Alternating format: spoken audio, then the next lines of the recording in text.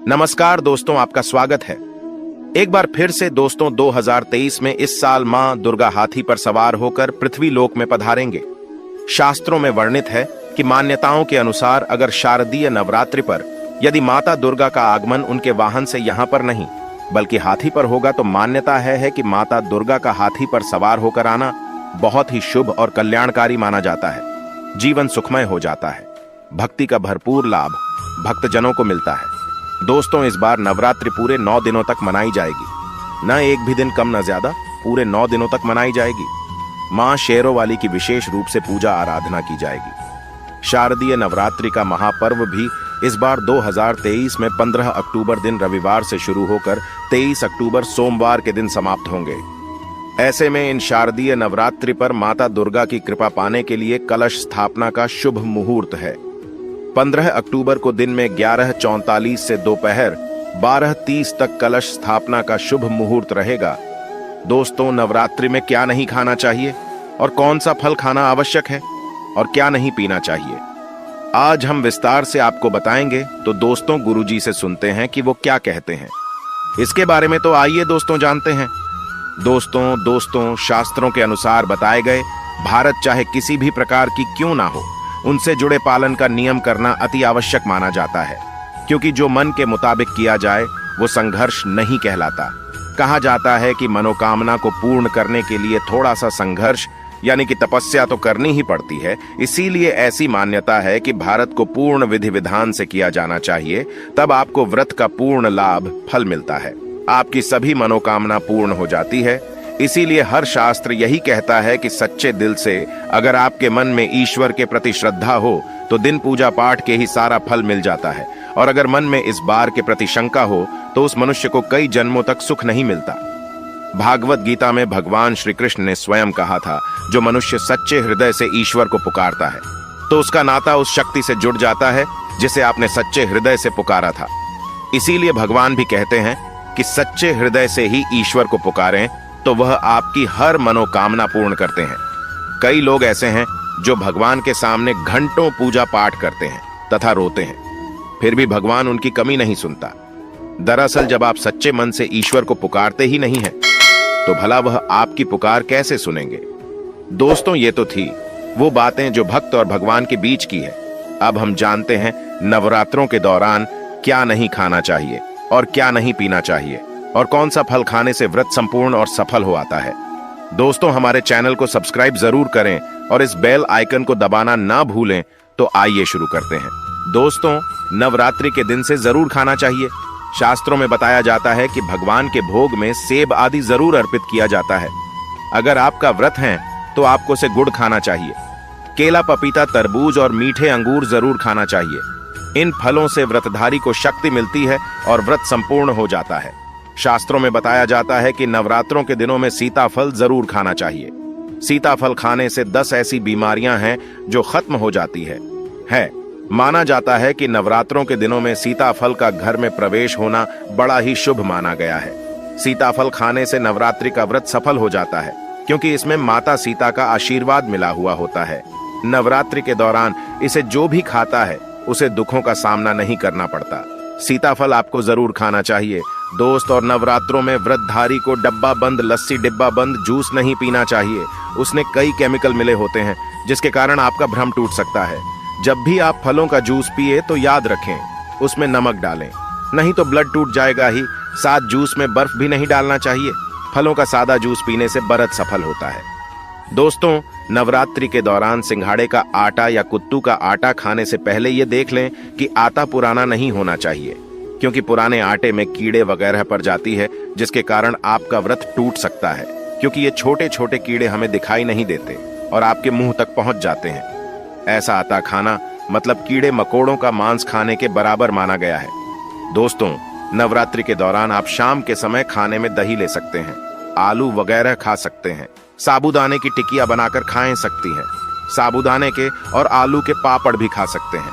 कई सब्जियां तो ऐसी हैं जो नवरात्रि के दौरान भोजन में शामिल कर सकते हैं। इससे आपको एनर्जी मिलेगी और भारत सफल हो जाएगा।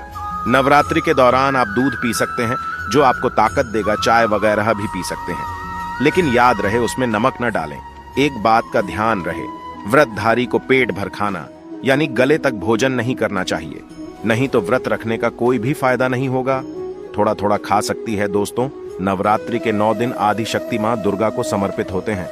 नवरात्रि के 9 दिन माता रानी के 9 अलग अलग स्वरूपों का पूजन किया जाता है। नवरात्रि के 9 दिनों में माता रानी को अलग अलग स्वरूप के हिसाब से कुछ अलग अलग भोग अर्पित किए जाते हैं। लेकिन क्या आप जानते हैं, कुछ ऐसी वस्तु है जिन्हें नवरात्रि के दौरान भूलकर भी माता रानी को अर्पित नहीं करना चाहिए। अगर इन वस्तुओं को आप गलती से भी माता रानी को अर्पित कर देते हैं तो आपको व्रत और पूजन का पूर्ण लाभ नहीं होगा।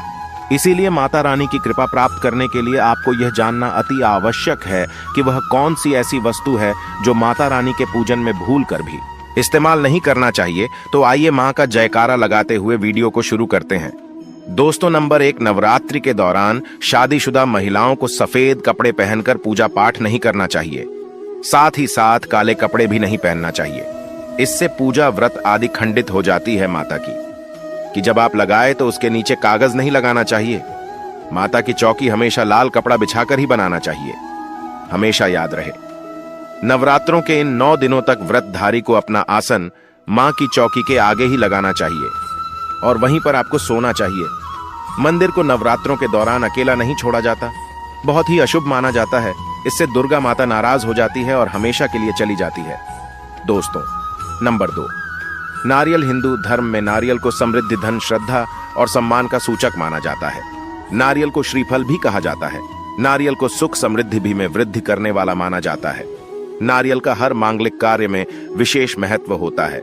जैसे कि आप सभी जानते हैं कि माता रानी के कई मंदिरों में नारियल से बलि भी दी जाती है और माता रानी के पूजन में नारियल का इस्तेमाल हम सभी करते हैं। खासकर कलश की स्थापना नारियल रखकर ही की जाती है।